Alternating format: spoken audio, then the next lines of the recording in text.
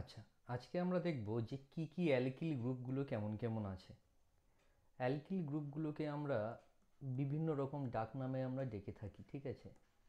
Alkyl গ্রুপগুলোকে বিভিন্ন রকম ডাক নামে আমরা ডেকে থাকি।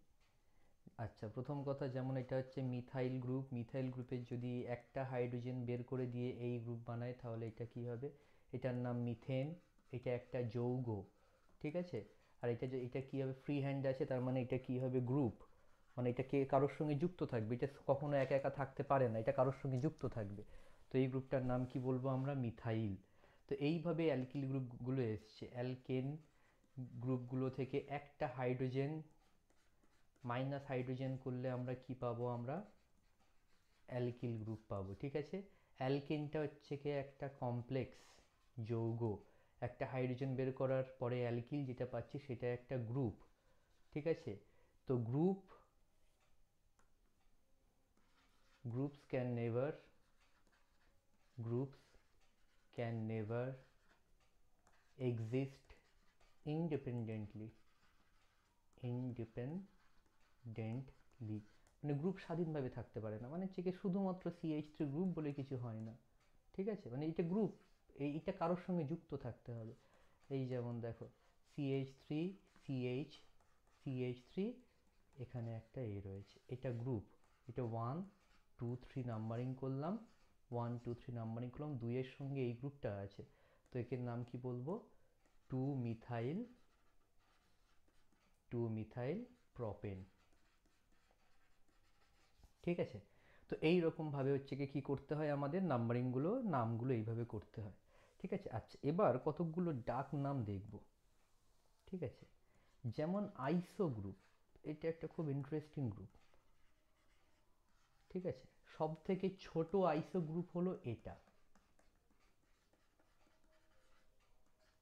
এটা তিনটে কার্বনের গ্রুপ, মাঝখানের কার্বন দিয়ে দেখেছো বন্ড হয়ে আছে, মানে ফ্রি হ্যান্ড। এটা হচ্ছে কি ফ্রি হ্যান্ড, মাঝখানের কার্বন দিয়ে বাইন্ড হবে। এটার নাম কি? আইসোপ্রোপাইল। এটা সব থেকে ছোট আইসো গ্রুপের মধ্যে পড়ে। Isopropyl, isopropyl group.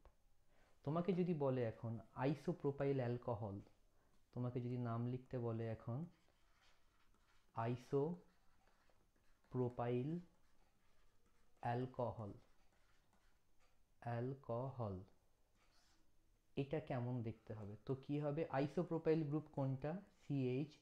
CH two free hand, আর OH এর ফ্রি হ্যান্ডের সঙ্গে যুক্ত হয়ে গিয়ে এটা তৈরি হবে। এটার যদি আইসোপ্রোপাইল অ্যালকোহলের যদি IUPAC নাম বলতে বলে তাহলে এটা কি হবে? প্রোপ টুঅল বা প্রোপেন টুঅল, এগুলো হচ্ছে IUPAC নাম, ঠিক আছে? তো এই গেল হচ্ছে কি তোমার আইসোপ্রোপাইল। এটা সব থেকে সিম্পলেস্ট আইসো গ্রুপ।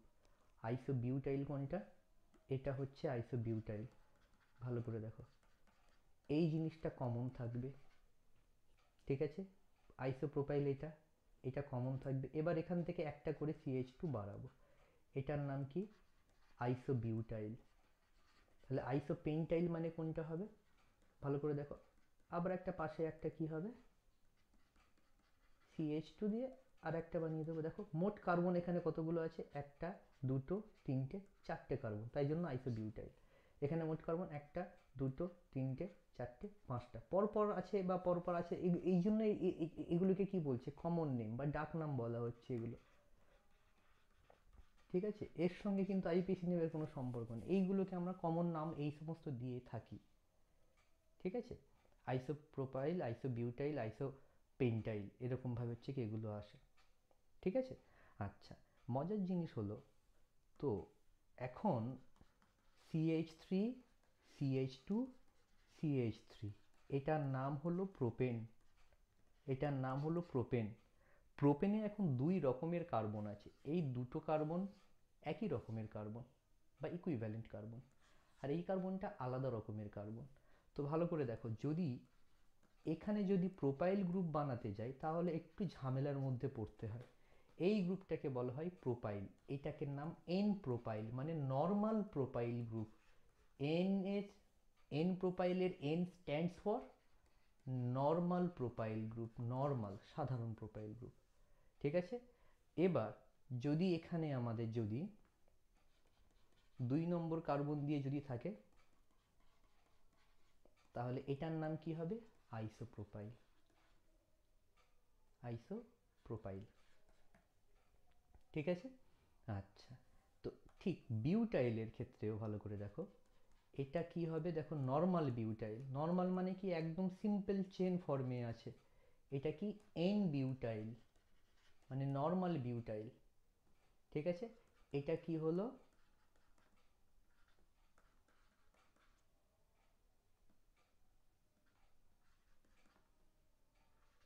এটা কি আইসোবিউটাইল গ্রুপ, এটা আইসোবিউটাইল গ্রুপ।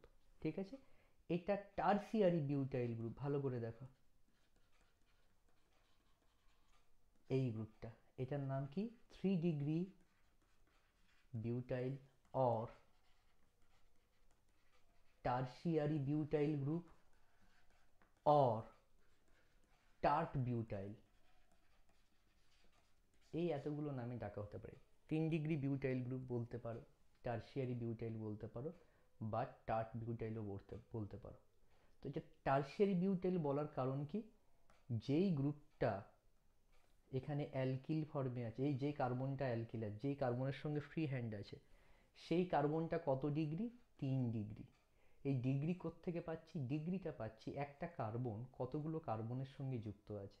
এই কার্বনটা এই একটা কার্বন, এই একটা কার্বন, এই দুটো কার্বন, এই 3টে কার্বনের সঙ্গে যুক্ত। যেই কার্বনের সঙ্গে ফ্রি হ্যান্ড আছে সেই কার্বনটা 3টে কার্বনের সঙ্গে যুক্ত। তাই জন্য এই কার্বনটাকে বলা হয় 3 ডিগ্রি কার্বন বা 3 ডিগ্রি অ্যালকিল গ্রুপ। ঠিক আছে, তাই জন্য এটাকে কি বলা হচ্ছে? 3 ডিগ্রি বিউটাইল। ঠিক আছে, বা টারসিয়ারি বিউটাইল বা টার্ট বিউটাইল বলা হয়।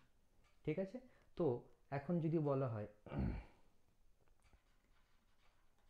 Tart butyl alcohol, tart butyl alcohol, তার মানে কি হবে? CH3 C CH3 CH3 OH। এর যদি আইপিসি নেম বের করি আমরা 1 2 3, তাহলে 2 মিথাইল প্রপ। অপ্রধান গ্রুপগুলো আগে বলে দেব, প্রপ। প্রধান গ্রুপগুলো পরে বলবো। 2 অল, এটা হচ্ছে এর আইউপিএসি নেম হবে, ডাক নাম হবে টারশিয়ারি বিউটাইল অ্যালকোহল। ঠিক আছে, তো এই সমস্ত গেল হচ্ছে কি এই জিনিসগুলো। ঠিক আছে, আচ্ছা। এবার আছে একটা vinyl group. Vinyl group, vinyl group কোনটাকে বলা হয়? এটাকে যদি হচ্ছে কি এটা না দেখায়, কার্বনটা না দেখায়, তাহলে একটু দেখাতে অসুবিধা হবে। এই গ্রুপটা CH2CH, এই গ্রুপটার নাম ভিনাইল গ্রুপ। আর এটা হচ্ছে অ্যালাইল গ্রুপ।